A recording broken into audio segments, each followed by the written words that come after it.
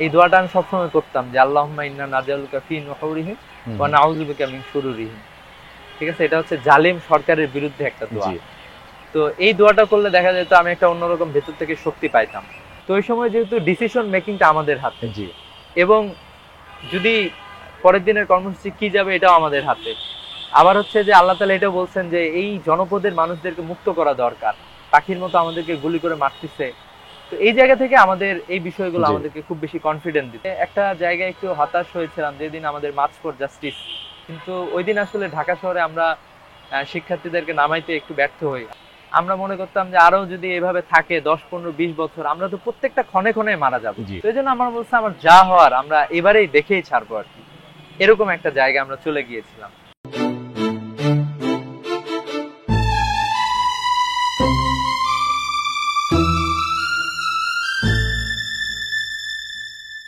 প্রিয় দর্শক, আসসালামু আলাইকুম ওয়া রাহমাতুল্লাহ। প্যানভিশন টেলিভিশনের বিশেষ আয়োজন জুলাই বিপ্লবের সেই দিনগুলো নিয়ে লাল জুলাইয়ের গল্প। লাল জুলাইয়ের গল্পে আমাদের সেই গল্পের নায়কদেরকে তো আনতেই হয় এবং তাদের গল্প শুনতেই হয়। যে মানুষগুলো সমন্বয়ক বলেন আর সংগঠক বলেন, সামনে থেকে ভূমিকা রেখে এই আন্দোলনটাকে বেগবান করেছে এবং শেষ পর্যন্ত খুনি হাসিনার ফ্যাসিজমকে একদম নস্যাৎ করে দিয়ে তাকে পালাতে বাধ্য করেছে। একদিনে আসলে বিষয়গুলো ঘটেনি, সেই ঘটনার ভেতরের ঘটনাগুলো জানবো আমাদের আজকের লাল জুলাইয়ের গল্পে। আজকে আমাদের সঙ্গে আছেন লাল জুলাইয়ের অন্যতম সংগঠক এবং এই মুহূর্তে বাংলাদেশ ইসলামী ছাত্র শিবিরের কেন্দ্রীয় দপ্তর সম্পাদক সিবগাতুল্লাহ সিবগা। আপনাকে অনেক অভিনন্দন জানাচ্ছি এবং সেই সঙ্গে আমাদের আজকের এই লাল জুলাইয়ের গল্পে আপনাকে স্বাগত জানাচ্ছি। আপনারা নিশ্চয়ই ভালো আছেন? আলহামদুলিল্লাহ ভালো আছি, আপনাকে স্বাগত এবং দর্শকদেরকেও আন্তরিক মোবারক। এবং চমৎকার একটা জায়গায় আমরা বসেছি, এবং যখন ঢাকা বিশ্ববিদ্যালয়ের কোনো জায়গায় আমরা বসি অথবা এখান দিয়ে হেঁটে যাই তখনও কিন্তু নানা রকমের ইতিহাস, মানে ঢাকা বিশ্ববিদ্যালয় যেন এর প্রতিটা দেয়াল, প্রতিটা আনাচে কানাচ এবং পুরনো গাছগুলো এক একটা ইতিহাসের সাক্ষী। 24-এর গণ আন্দোলন পর্যন্ত বা ওই বিপ্লব পর্যন্ত এখানে যে গাছ ছিল, যে ঘাস লতা পাতা ছিল, এরাও কিন্তু সাক্ষী। একসময় কালের সাক্ষী হয়ে এরা দাঁড়িয়ে যাবে। আর এই ঘটনা প্রবাহের মধ্য দিয়ে আপনি গেছেন।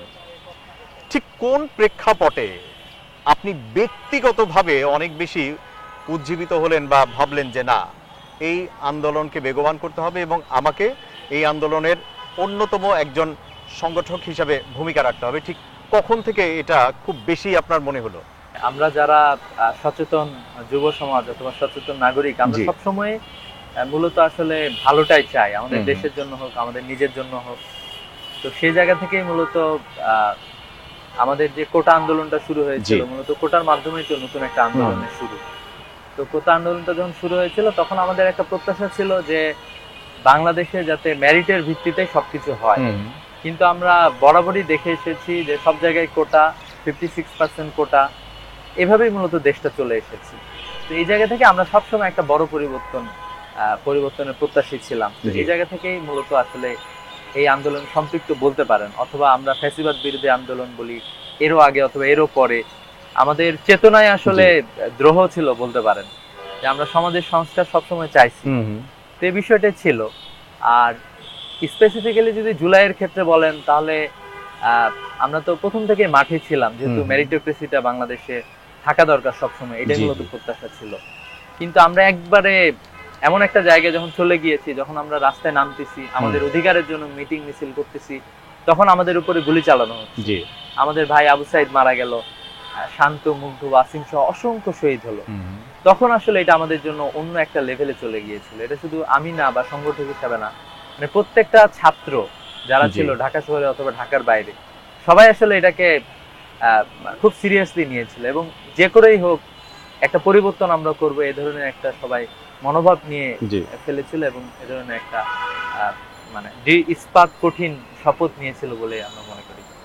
কোন বিষয়গুলো আপনাকে খুব বেশি ব্যক্তিগতভাবে আন্দোলিত করেছে যে এই বৈষম্যগুলো কেন? সামাজিক বৈষম্য হতে পারে, সেটা শিক্ষাক্ষেত্রে বৈষম্য হতে পারে, যেহেতু আপনি একটা ছাত্র সংগঠনকেও বিলং করেন। অনেকগুলো বিষয় আসলে ছিল। ওই সময় আপনারা জানেন যে ফ্যাসিস্ট আমলে আসলে বাংলাদেশের প্রত্যেকটা ইনস্টিটিউট করাপ্টেড হয়ে গিয়েছিল। আমি যে বিশ্ববিদ্যালয়ে পড়েছি, ঢাকা বিশ্ববিদ্যালয়ে, এই বিশ্ববিদ্যালয়ের প্রত্যেকটা হলেই সাধারণ শিক্ষার্থীদেরকে নির্যাতন করা হতো। জি ঠিক আছে, তাদেরকে বিভিন্ন নামে ফ্রেমিং করে তাদেরকে মাইট দেওয়া হতো, জেলে নেওয়া হতো, এরপরে থানায় দেওয়া হতো, ইনজুর্ড করা হতো, হাত পা ভেঙে দেওয়া হতো। আমাদের ভাই আবু সাইদকে শহীদ করা হয়েছে। জি তো এইভাবে করে আমরা দেখবো যে আসলে সবকিছুর মাদার হলো পলিটিক্স। পলিটিক্সটা যখন খারাপ হয়ে যায় তখন আসলে আর কোথাও আমাদের মাথা গোজাবার ঠাঁই আসলে থাকে না।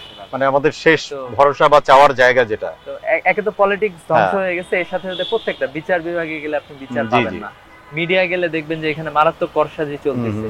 জুলাই কিন্তু আমরা সকল মিডিয়ার আসলে সেভাবে যেভাবে আমাদের মানে সুযোগ সুবিধা পাওয়া দরকার ছিল আমরা কিন্তু এগুলো পাই নাই আসলে। জি জি মিডিয়া আমাদের নিউজগুলো খুব ভালোভাবে প্রচার করে নাই, অধিকাংশ মিডিয়া সরকারের পক্ষে অবস্থান গ্রহণ করেছিল। এইভাবে করে দেখলে আমরা দেখবো যে আসলে প্রত্যেকটা জায়গাতে জুলুম, বঞ্চনা, নিপীড়ন ছিল। এবং জুলাইয়ের পরে আসলে মানুষরা এটাই চাইছিল যে আমরা এইগুলো সব দুমড়ে মুচড়ে শেষ করে দেবো, জি। নতুন এক বাংলাদেশ বিনির্মাণ করবো, এটাই মূলত সবার প্রত্যাশা ছিল। ইন্টারনেটের কানেকশন বন্ধ ছিল, মানে কোনোভাবেই যেন কমিউনিকেশনটা না করা যায় সেরকম সব ধরনের পথ বন্ধ করবার জন্য সেই সাবেক সরকার চেষ্টা করেছে। তার মধ্যে আপনারা টিকে থেকেছেন, আবার নিজেদের তো গুম খুন বা নিজেরা মানে হায়নার কবলে পড়ে যাওয়ার সম্ভাবনা তো ছিলই। এই এত সব পাশ কাটিয়ে এই কঠিন সময়ে সিদ্ধান্তগুলো আসলে কিভাবে নিতেন, এটার একটু ডিটেল গল্পটা যদি মানে আপনি বলেন। আসলে আমাদের তো সবসময় একটা চমৎকার সমন্বয় হতো আর কি জি সবার মাঝেই। তো সিদ্ধান্ত গ্রহণ ছিল প্রথম দিকে যেটা ছিল যে আন্দোলনটা তো আসলে ক্যাম্পাস কেন্দ্রিক ছিল এবং বাংলাদেশের বিভিন্ন ক্যাম্পাসকে নামানো এবং তাদের কার্যক্রমগুলো নিয়ে আসা, জি একটা শক্তিশালী জনমত গঠন করা, এই জায়গাগুলোতে ছিল। আমাদের জন্য সবচেয়ে কঠিন ছিল যখন আসলে ইন্টারনেট বন্ধ হয়ে যায়। আপনারা জানেন যে 18 এবং 19 তারিখে ঢাকায় যখন গণহত্যা হয় এরপর থেকে মোটামুটি ইন্টারনেট বন্ধ হয়ে যায়। তো এই ধরনের একটা সময়ে আমরা যেটা করেছিলাম, যখন ইন্টারনেট বন্ধ হয়ে গেল, বন্ধ হওয়ার পরে কিন্তু আন্দোলন একটা অন্য ফেজে চলে যায় আসলে। তো ওই সময় একটা খুবই কঠিন সিচুয়েশন ছিল যে কিভাবে পরের দিনের কর্মসূচিটা যাবে, এরকম একটা ব্যাপার ছিল। তো এরকম একটা মুহূর্তে আমরা মূলত 9 দফা প্রণয়ন করি এবং 9 দফা সব জায়গায় পৌঁছায় দেওয়ার ব্যবস্থা করি আর কি। তো ওইটা ছিল আসলে একটা ক্রুশিয়াল টাইম বলতে পারেন, যে 9 দফার সাথে পুরো জাতিকে ঐক্যবদ্ধ করা। জি তো সেই ক্ষেত্রে ওই 9 দফা নিয়ে মিডিয়ায় যাওয়া থেকে শুরু করে অন্যান্য জায়গাগুলোতে সমন্বয় করা, ঢাকার বিভিন্ন স্পটে সব জায়গায় কোথায় কিভাবে হচ্ছে আন্দোলনগুলো, এগুলো খোঁজখবর রাখা এবং হচ্ছে কে কিভাবে মুভ করবে এই বিষয়গুলো জানা। তো এটা ছিল যে ইন্টারনেট বন্ধ করে যে আমাদেরকে থামায় রাখতে পারবে, ব্যাপারটা আসলে এরকম ছিল না। মানে তখন আপনারা ফুটেজ কি রেখে দিতেন বা পরবর্তীতে আমরা যে ফুটেজগুলো পেয়েছি এটাও কি পরিকল্পিতভাবেই রাখা হতো যে ধ্বংসযজ্ঞের কিছু ফুটেজ রেখে দেওয়া, যে পরবর্তীতে মানুষের কাছে যেন পৌঁছানো যায়, আন্তর্জাতিক মিডিয়াতে যেন সেটা পৌঁছানো যায়, এই কাজগুলো কি তখনও আপনারা করেছেন? না, আমরা যেটা করেছি ওটা তো সাংবাদিকদের কাজ, ওনারা এটা করবেন। আমরা মূলত পরের দিনের কর্মসূচিটা কি হবে অথবা ছাত্রদের এখন ডিমান্ডটা কি, এটা যাতে খুব ভালোভাবে আসে, এই যে একটা কর্মসূচি ঘোষণা করা হচ্ছে, প্রতিদিনই কিন্তু কর্মসূচি ঘোষণা করা হচ্ছে যে কালকে কি হবে, পরশুদিন কি হবে, এরকম এটা সার্কুলেট হওয়া সারা দেশ ব্যাপী। ঠিক আছে, এই সুযোগটা যেহেতু সেটা তখন অনেক কঠিন ছিল না, কিভাবে করেছেন আসলে? আমরা তো একবারে আপনার হাউজে হাউজে মানে পত্রিকার আমাদের যে প্রেস রিলিজ আছে এটা পৌঁছে দেয়া, এরপরে মোবাইলে এসএমএস করা, ঠিক আছে, এরপরে একদম সশরীরে গিয়ে পৌঁছে দিয়েছেন। সমন্বয়ক যিনি যার মাধ্যমে মূলত গিয়েছিল তার সাথেও যেমন আমরা হলো যে তার পুরোপুরি ফুটেজটা নিয়ে আসা, যে তার বক্তব্যটা সুন্দর করে নিয়ে আসা এবং এটা ইন্টারন্যাশনাল মিডিয়ায় পৌঁছায় দেয়া, এই ব্যাপারগুলোর সাথে সমন্বয় জায়গাটাতে। এবং এইটার মাধ্যমে আসলে সারা দেশকে আপনারা একত্রিত করেছেন। হ্যাঁ, সারা দেশের সাথে আমাদের যেটা ছিল যে যখন নেট বন্ধ হয়ে গেল তখন আমরা যেহেতু আমাদের অনেকগুলো কমিউনিকেশন ছিল আমরা অনলাইনে করতাম, কারণ হচ্ছে সেফটি সিকিউরিটির ব্যাপারটা আছে। তো যখন অনলাইনে এটা কঠিন হয়ে গেল তখন কিন্তু আমরা অফলাইনে যোগাযোগটা এস্টাবলিশ করলাম, সবার নাম্বার নিয়ে, রাজশাহীতে কি হচ্ছে, চট্টগ্রামে কি হচ্ছে, ঢাকার কোন পয়েন্টে কারা কারা নামছে, কিভাবে করতেছে, এই বিষয়গুলো। যে তখন একটা ভয় কাজ করেনি যে আপনাদের কল রেকর্ড হতে পারে? হ্যাঁ, এটা তো সবসময় ছিল, মানে ভয় তো সারাক্ষণ আপনাদের সাথেই ছিল। কল রেকর্ড যে হচ্ছে এটা তো জানতামই, কিন্তু আমরা কিছু টেকনিক অবলম্বন করতাম। আমরা মূলত রাস্তায় থাকতাম আর কি ওই সময়টা, রাস্তায় কথা বলতাম। তো রাস্তায় তো অসংখ্য মানুষ, কিছু কিছু কেউ না কেউ আছে সব সময়। তো রাস্তায় কথা বলে যখন আবার মনে হইতো যে এখন কোথাও বসা দরকার, সেক্ষেত্রে আমরা ফোন বন্ধ করে দিয়ে আলাদাভাবে বসতাম কোথাও। আবার আমাদের কমিউনিকেশনের মতো রাস্তায় আমরা করতাম, রাস্তায় কখনো হুন্ডায় বসে কোন একটা এলাকায় ঘুরতেছি।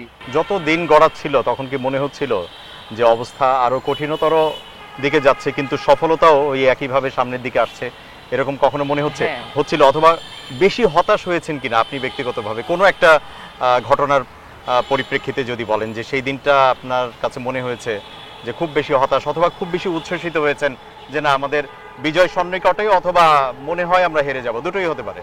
হ্যাঁ হ্যাঁ, মানে প্রথমত হলো যে আসলে বাংলাদেশের মানুষ তো আসলে বিগত 16 বছর ফ্যাসিবাদ দেখে এসেছে। জি জি।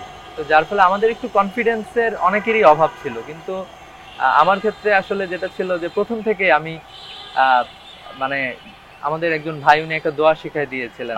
এই দোয়াটা আমি সবসময় করতাম যে আল্লাহুম্মা ইন্না নাজালুকা ফি নুহুরিহিম ওয়া নাউযু বিকা মিন শুরুরিহিম। ঠিক আছে, এটা হচ্ছে জালিম সরকারের বিরুদ্ধে একটা দোয়া। তো এই দোয়াটা করলে দেখা যেত আমি একটা অন্যরকম ভেতর থেকে শক্তি পাইতাম।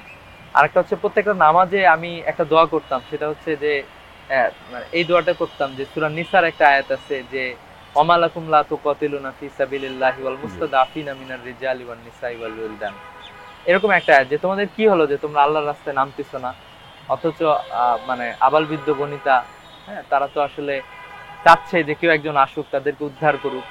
তো ওই সময় যেহেতু ডিসিশন মেকিংটা আমাদের হাতে, এবং যদি পরের দিনের কর্মসূচি কি যাবে এটাও আমাদের হাতে। আবার হচ্ছে যে আল্লাহ তাআলা এটাও বলছেন যে এই জনপদের মানুষদেরকে মুক্ত করা দরকার, পাখির মতো আমাদেরকে গুলি করে মারতেছে। তো এই জায়গা থেকে আমাদের এই বিষয়গুলো আমাদেরকে খুব বেশি কনফিডেন্স দিত। আরেকটা জায়গা থেকে কনফিডেন্স পাইতাম, সেটা হচ্ছে যে কবি নজরুলের একটা কবিতা, যে কবি নজরুলের একটা চমৎকার কবিতা আছে। কবি নজরুল তো আসলে অনেক আমাদের জন্য প্রাসঙ্গিক, আপনারা বলতে পারেন। জুলাইয়ের ক্ষেত্রে আমরা সেটা মূলত দেখতে পাই।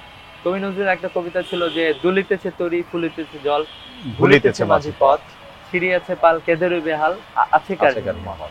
মানে এরকম একটা কঠিন পরিস্থিতি, নৌকা পাল ছিঁড়ে যাচ্ছে, কি বলে আপনার পানি ফুলে উঠতেছে, এরকম একটা কঠিন পরিস্থিতি। নিশ্চিত মাঝ নদীতে কাউকে না কাউকে তো আগায় আসতে হবে। কে আগায় আসবে? তখন তরুণদেরকে আগায় আসতে হবে। এবং কারা আগায় আসবে? যাদের হাতে ডিসিশন মেকিং ক্যাপাসিটিটা আছে। তো এই জায়গা থেকে আমি সবসময় এই কনফিডেন্সটা ধরে রাখতাম। এরপরেও যদি বলেন যে একটা জায়গায় একটু হতাশ হয়েছিলাম, যেদিন আমাদের মার্চ ফর জাস্টিস ছিল আর কি, সেদিন তো আসলে মার্চ ফর জাস্টিসের সাথে কিন্তু ওইখানে অনেকগুলো কর্মসূচিও ছিল, যে প্রত্যেকটা স্কুল কলেজ এলাকায়। কিন্তু ওই দিন আসলে ঢাকা শহরে আমরা শিক্ষার্থীদেরকে নামাইতে একটু ব্যর্থ হই। আপনারা জানেন যে ওই দিন হাইকোর্ট জজকোর্ট কেন্দ্রিক, বিশ্ববিদ্যালয়ে কিছু শিক্ষকদের কেন্দ্রিক, এবং পুরো ঢাকা শহরে জাস্ট দুইটা খবর আসে। একটা হচ্ছে যে এটাকে কি বলে ইসিবি চত্বরে একটা গ্রুপ নামে, আর একটা হচ্ছে যে বাড্ডার দিকে একটা গ্রুপ মিছিল করে, এবং এটা হচ্ছে আমি নামাই আর কি। এছাড়া আসলে অন্য জায়গায় শিক্ষার্থীদের অবস্থান সেভাবে ছিল না। এটা আমাদের জন্য খুব বেশি হতাশাজনক ছিল। তো আলহামদুলিল্লাহ তারপরে আমরা দেখি যে আন্দোলন এরকম হতাশার পরে আবারও আশা জায়গা নিয়ে ব্যাপারগুলো ছিল সব সময়। সেটা আসলে একদম মানে সাধারণ মানুষ হিসেবে আমরা যারা মানসিকভাবে এই আন্দোলনের সঙ্গে সম্পৃক্ত ছিলাম বা আমরা চেয়েছি এই আন্দোলনটা সফল হোক, তাদের বেলায়ও কিন্তু এরকমটাই হয়েছে। বিশেষ করে সোশ্যাল মিডিয়াতে যখন খবরগুলো আসা বন্ধ হয়ে গেল, কারণ ওটাই ছিল একটা তখন অথেন্টিক একটা সোর্স গণমানুষের জন্য।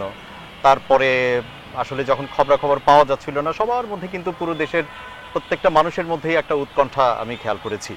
এমন কোনো ক্যারিশমাটিক কোনো ব্যাপার ছিল কিনা যে কারণে শেষ পর্যন্ত মানে পূর্বের যতগুলো আন্দোলন ছিল সেটার সাথে আসলে এটার পার্থক্যটা মূল জায়গায় কোথায় ছিল? হ্যাঁ, এটা তো অবশ্যই আসলে পুরো জাতীয় ঐক্যবদ্ধ হয়েছিল। আসলে আমাদের মানে এই আন্দোলন করতে গিয়ে আমাদের যেটা মনে হয়েছে যে আমাদের আসলে যারা ইতিপূর্বে নেতৃত্ব দিয়েছে তারা যদি খুব শক্তিশালী সিদ্ধান্ত নিতেন, এবং যে সিদ্ধান্ত নেবেন এটার উপরে তারা অটল থাকবেন, অটুট থাকবেন।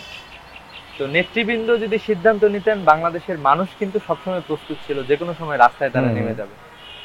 আমার কাছে এই আন্দোলন পরিচালনা করতে গিয়ে, যেহেতু ডিসিশন মেকিং এর প্রত্যেকটা জায়গাতে থাকার সুযোগ হয়েছে, এবং হচ্ছে পরের দিনের কি কর্মসূচি হবে এটার আমাদের সবসময় জানা ছিল, কি যাচ্ছে কিভাবে যাচ্ছে এই ব্যাপারগুলো। তো সেক্ষেত্রে আমাদের কাছে এটা মনে হয়েছে যে অন্যতম একটা বড় ক্রাইসিস হচ্ছে লিডারশিপের ক্রাইসিস। আচ্ছা, যদি লিডারশিপ এটা বিলিভ করতো যে উই ক্যান ডু, আমার মনে হয় যে এটা বাংলাদেশের মানুষ আসলে প্রস্তুত ছিল সবসময়। কিন্তু সামহাও লিডারশিপ, এবং সেটা বাংলাদেশের মানুষ তো প্রমাণ করেছে। তাদের জীবনের ভয়, জীবিকার ভয়, পার্শ্ববর্তী দেশের ভয়, এই ভয়গুলো সবসময় ছিল। কিন্তু আমরা যখন মাঠে ছিলাম তখন আসলে আমাদের এই ভয়টা ছিল না, কোনো ভয় ছিল না। ধরে নিয়েছিলাম যে আমরা তো মারা যাব।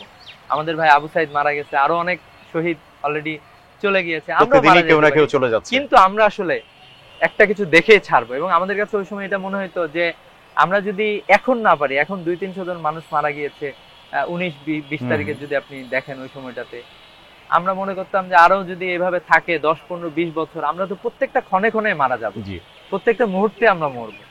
তো এই জন্য আমার বলছে আমার যা হওয়ার আমরা এবারেই দেখেই ছাড়বো আর কি, এরকম একটা জায়গা আমরা চলে গিয়েছিলাম। এজন্য আমার মনে হয় যে এটা আল্লাহরও একটা বরকত ছিল, আর হচ্ছে যে আমাদের দেশও আসলে এরকম একটা মানে শিক্ষার্থীদের সাথে দেশবাসী ঐক্যবদ্ধ হওয়ার সুযোগটা আসলে পাইছিল। শিক্ষার্থীরা তো রাস্তায় মারা যাচ্ছে, তারা তো শুধুমাত্র ঘোষণা দিয়ে ঘরে বসে থাকতেছে না। তো এটা ছিল একটা ব্যাপার। আন্দোলন সংগ্রামে তো সামনে থেকে যখন ছিলেন, চোখের সামনে অনেক সহযোদ্ধাদের, অনেক ভাই বোনদেরকে রক্তাক্ত হতে দেখেছেন, তারপরে তাদেরকে হসপিটাল পর্যন্ত নিয়ে যেতে হয়েছে বা ওই বিষয়গুলোকে সমন্বয় করেছেন। চোখের সামনে কাউকে কাউকে দুনিয়া ছেড়ে চলে যেতেও দেখেছেন, শহীদ হতে দেখেছেন। এই বিষয়গুলো আসলে মানে ওই জায়গায় তো আপনিও হতে পারতেন। আজকে হয়তোবা শহীদের পরিবার হিসেবে আপনার পরিবারের কেউ এসে আমার সাথে গল্প করতে পারতো। আমাদের বেশ কয়েকটা এপিসোডে এমনটাও গেছে যে আমরা শহীদ পরিবারের সাথেও কথা বলেছি। সেক্ষেত্রে আপনার ওই জায়গাটায় আপনার মা হতে পারতো, ভাই হতে পারতো, বোন হতে পারতো, বাবা হতে পারতেন, যিনি হয়তো আপনার গল্পটাই করতেন, আপনার একজন সহযোদ্ধা হতে পারতেন। তো এই যে সামনে থেকে যখন দেখছিলেন এই ব্যাপারগুলো, ওই সময়টাতে নিশ্চয়ই আপনাদেরকে অনেক বেশি ভয় পাইয়ে দেয় নাই, অনেক বেশি আরো সাহস জুগিয়েছে, যেটা আমি বিশ্বাস করি ব্যক্তিগতভাবে। তারপরে স্পেসিফিক কোনো ঘটনা কি এখনো মনে পড়ে বা যেটা আপনাকে খুব বেশি কাঁদায় বা কষ্ট দেয়? আমাদের ওখানে যখন নেট ছিল, ইন্টারনেট ছিল, ওই সময়টাতে তো মানে ওই সময়টাতে যেটা হয়েছে যে আমাদের ফেসবুকে ওই সময় কিন্তু অলরেডি অনেকে শহীদ হয়েছে, ওই ভিডিওগুলো ছিল। তো দেখা গেছে যখন সারাদিন এরকম কর্মসূচি পালন করে যখন বাসায় গেছি, বাসায় গিয়ে হয়তো ফোনটা ওপেন করেছি, তখন আসলে মানে এরকম আমাদের যারা শহীদ হইলো, বিভিন্ন ধরনের শহীদ, যারা শহীদ মুগ্ধ বলি অথবা শহীদ আবু সাইদ বলি, এরকম যারা শহীদ হয়েছে তাদেরকে মূলত দেখতাম। তো ওই সময় তো নেট ছিল না, জাস্ট যেগুলো ওই সময় ডাউনলোড করা ছিল জাস্ট সেগুলো দেখতাম। এগুলো দেখে মনে হইতো আসলে আমরাও তো শহীদ হব, এরকম একটা ব্যাপার। তো ওই সময় যেহেতু মানে এই চিন্তাটুকু ছিল না আসলে কি হবে না হবে, আমরা আসলে জীবনের প্রতি তোয়াক্কা ওইভাবে করতাম না। এখন আমাদের আমাদের মনে হয় যে এখনো যারা আমাদের তরুণ সমাজ আছে, একটা অংশ কিন্তু এটা লালন করে খুব ভালোভাবে, যে বাংলাদেশ মুক্তির অন্যতম একটা কারণ হচ্ছে যে তরুণ সমাজ আসলে এই মানে মৃত্যুকে জয় করতে পারছে, অথবা মৃত্যু ভয়কে জয় করতে পারছে। তো এটা ছিল একটা বড় ব্যাপার আমাদের জন্য। একদম বর্তমানে যদি ফিরে আসি, আপনার কি মনে হয় যে এই তারুণ্য বারংবার ঠিক এভাবে একাট্টা হবে বা একসাথেই সবকিছুতে ঝাঁপিয়ে পড়বে? আমি মনে করি যে তরুণদের মাঝে একটা ইউনিটি আছে, বিভিন্ন জায়গায় একটা ইউনিটি আছে। হয়তোবা আমরা অনেকের ক্ষেত্রে হতাশ হয়েছি, বিশেষ করে কিছুটা বিভাজন দেখেছি অনেক জায়গায়। হ্যাঁ, তাদের কিছু একগুঁয়েমি সিদ্ধান্তের কারণে বাংলাদেশের তরুণরা হতাশ হয়েছে, কিন্তু ওভারঅলি তরুণরা আসলে ঐক্যবদ্ধ। আপনারা দেখেন যে সরকার ঘোষণা করেছে 8 জুলাইকে একটা দিবস, তরুণরা কিন্তু এটা প্রত্যাখ্যান করেছে। ঠিক আছে, তো এইভাবে আমি মনে করি যে তরুণদের একটা ঐক্য আছে, যে আমরা আর কারো তাবেদার হব না, কেউ আমাদের উপরে আর তাদের সিদ্ধান্ত চাপাই দিতে পারবে না, একবারে একক সিদ্ধান্ত, অটোক্রেটিক কেউ আমাদের উপরে চেপে বসতে পারবে না, ফ্যাসিবাদী কেউ আমাদের উপরে চেপে বসতে পারবে না। এরকম একটা আমি মনে করি যে ঐক্য অলরেডি তরুণ সমাজের মাঝে হয়ে গেছে। যারা এরকম হইতে যাবে তারাই সামনে। একটা ছাত্র সংগঠনের কেন্দ্রীয় পর্যায়ে আপনি আছেন, সেখান থেকে তো নিশ্চয়ই একটা প্রত্যাশা। তার আগে আমি একটা দিনের কথা মনে করিয়ে দেই যে এই যে আন্দোলন সংগ্রামে ছিলেন, রাত দিন একাকার করে নির্ঘুম রাত কাটিয়েছেন, তারপরে রোদ বৃষ্টিতে ভিজেছেন, তারপরে আন্দোলনটা যখন সফল হলো, মানে সফলটা ওই অর্থে বলছি যে হাসিনা যেদিন পালাতে বাধ্য হলো সেই খবরটা আপনার কাছে আসলো, সেই দিনটা তো একটা বিশাল প্রাপ্তি, সবচেয়ে বড় প্রাপ্তি। এখনো পর্যন্ত ঐতিহাসিকভাবে এটাই হচ্ছে এই আন্দোলনের বা বিপ্লবের বড় প্রাপ্তি। সেই প্রাপ্তি এবং বিগত দিনগুলোর সঙ্গে প্রাপ্তির সঙ্গে যে প্রত্যাশা এবং আজকের দিন পর্যন্ত সামনের দিনে মানে মেলবন্ধন অথবা প্রত্যাশার যেই রেখাগুলো, সেটা কি ঠিক জায়গায় গিয়ে মিলবে? কঠিন প্রশ্ন। তো এটা যেটা ব্যাপার সেটা হলো যে 5ই আগস্টে আমরা মনে করেছিলাম যে হাসিনা চলে যাওয়ার মাধ্যমেই মনে হয় যে আমরা মুক্ত হয়ে গেলাম, আমরা একটা বড় সমাধান হয়তো পেয়ে গেলাম, মুক্ত হয়েছি, এক অর্থে আমরা মুক্ত হয়েছি, আমরা বড় স্বাধীনতা পেয়েছি বলতে পারেন। তো কিন্তু যেই প্রত্যাশা আমাদের ছিল যে বাংলাদেশে তো অসংখ্য সমস্যা আছে, বাংলাদেশের বিশেষ করে বাংলাদেশের তরুণদের অনেকগুলো সমস্যা আছে। জি জাতি হিসাবে আমাদের ন্যায় বিচার নাই এখানে, পলিটিক্যাল কালচারের সমস্যা, এরপরে সামাজিক অনেক ধরনের অস্থিরতা আছে। তো আমরা ভেবেছিলাম যে এই ধরনের জুলুম বঞ্চনার অবসান মূলত হবে। আচ্ছা তো আমি এটা বিশ্বাস করি যে আসলে বিপ্লব কিন্তু একবারেই অথবা একদিনেই শেষ হয়ে যায় না। তো এই জন্য আমি মনে করি যে বিপ্লব হচ্ছে একটা ধাপ, অনেকগুলো ধাপ। 5ই আগস্টে একটা ধাপ চলে গিয়েছে, ঠিক আছে, সামনে যে কোনো বিপ্লব আবারও হইতে পারে। জি তো এই বিপ্লবের জন্য তরুণ সমাজ প্রস্তুত আছে, তাদের মাথায় একটা আইডিয়াল সিচুয়েশন আছে যে আমরা ওই আইডিয়াল সিচুয়েশনে যাইতে চাই। জি আমার মনে হয় যে ওই আইডিয়াল সিচুয়েশনে না যাওয়া পর্যন্ত বাংলাদেশের তরুণরা আসলে মাঠ ছাড়বে না। দুটো কথা এই আন্দোলনের পরে, একটা হয়েছে যে প্রিসাইজড অথবা একদম পূর্ব পরিকল্পিতভাবে এই আন্দোলনটাকে এই জায়গায় নিয়ে আসা হয়েছে, অর্থাৎ এই আন্দোলনে হেরে যাওয়া অথবা এই আন্দোলনে যাদেরকে তাড়ানো হয়েছে বা যারা দেশ ছাড়তে বাধ্য হয়েছে তাদের পক্ষ থেকে বা তাদেরকে সমর্থন যারা করে তাদের পক্ষ থেকে কথা হচ্ছে যে এই আন্দোলনটাকে প্রিসাইজ করা হয়েছে এবং একটা জায়গায় নিয়ে আসা হয়েছে এবং তারপরে বাধ্য করা হয়েছে তাদেরকে পালাতে। এটা একটা বিষয়। এবং আরেকটা বিষয় হচ্ছে যে এই আন্দোলনটা পরিকল্পিত এবং এটাকে পজিটিভ ওয়েতে বলা হচ্ছে এবং দুটো জায়গাতেই মূল যেই চাবিকাঠি যারা নেড়েছে তাদের নাম এসেছে যে ইসলামী ছাত্র শিবির নেতৃত্ব দিয়েছে বা তাদের নেতৃবৃন্দ বিশ্ববিদ্যালয় পর্যায় থেকে শুরু করে তারাই আসলে নেতৃত্ব দিয়েছে।